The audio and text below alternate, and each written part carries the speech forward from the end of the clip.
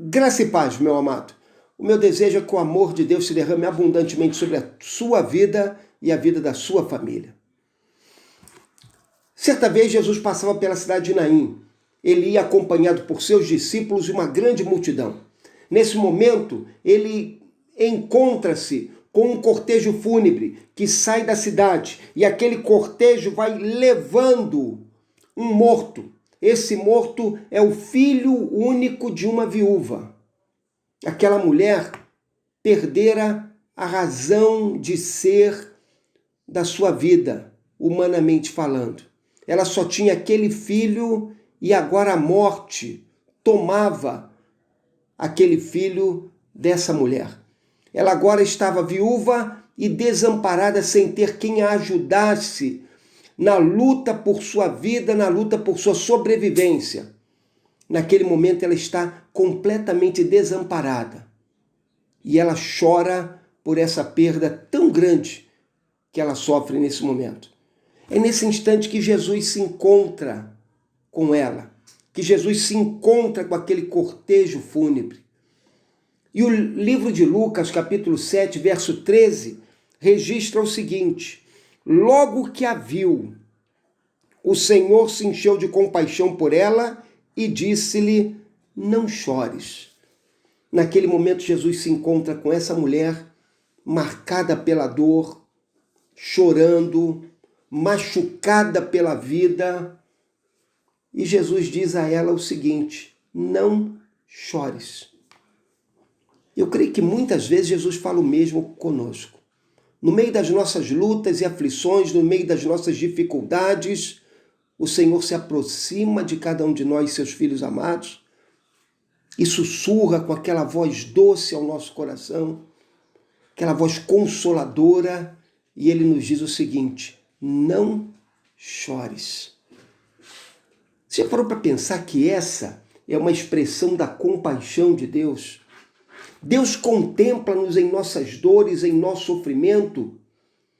Deus sente conosco aquilo que nos machuca. E então Ele, movido por sua bondade e compaixão, declara ao nosso coração: não chores. Quando o Senhor fala conosco, não chores, Ele nos lembra que a história ainda não acabou. Então é preciso que nós guardemos isso no nosso coração. O Senhor fala conosco: não chores, porque embora digam que tudo terminou, Ele contempla do seu trono de glória e nos diz: não chore. A história ainda não chegou ao fim. Ele fala comigo e com você e Ele diz assim: não chore. Sabe por quê? Porque Ele está presente nas nossas vidas. Ele caminha conosco. Ele nos ajuda em nossas provações. Ele não nos desampara nem nos abandona. Por isso Ele declara: não chores. Ele fala comigo e com você e Ele diz: não chores, porque Ele quer que nós olhemos para Ele, para o seu rosto amado, seu rosto doce, seu rosto amigo, e percebamos que estamos diante daquele que venceu a morte, que estamos diante daquele que tem em suas mãos todo o poder. Está lembrado quando Ele voltou para os céus? Quando Ele declarou para os discípulos: é-me dado todo o poder, toda a autoridade no céu e na terra. Por isso que Ele declara: não chores.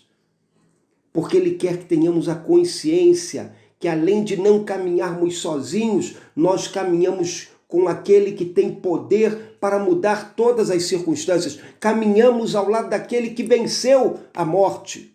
Caminhamos ao lado daquele que pode transformar as nossas trevas em luz. Caminhamos ao lado daquele que é poderoso para abrir caminhos onde eles não existem. Caminhamos ao lado daquele que realizou inúmeros milagres na vida do seu povo, para que o seu povo conhecesse o seu poder e para que eles pudessem transmitir-nos essa mensagem, para que nós a abraçássemos com fé e pudéssemos dizer: caminhamos ao lado do Deus Todo-Poderoso. caminhamos ao lado do Deus que tem em suas mãos o poder para reger todo o universo. Por isso ele diz para mim e para você, não chores, não chores, porque Deus é bondoso e age na vida daqueles que confiam nele. Ler a Bíblia é encontrar um manual que nos chama a fé, a uma fé viva, sincera em Deus, uma fé dinâmica, uma fé que se renova a cada dia. Mas ler a Bíblia é também saber que Deus é bondoso, além de ser todo-poderoso. E isso me ensina que Deus tem em suas mãos todo o poder e que Ele quer usar esse poder em meu favor. Ele quer usar esse poder para abençoar a minha vida em meio a todas as minhas lutas e necessidades. Por isso Ele diz-nos, não chores. O nosso problema é que algumas vezes nós somos semelhantes àquele irmão mais velho do filho pródigo. Quando o filho pródigo que gastou os bens do seu pai de modo irresponsável volta para casa, machucado, sofrido, e o seu pai o acolhe com tanto amor e misericórdia, o seu pai decide dar uma festa.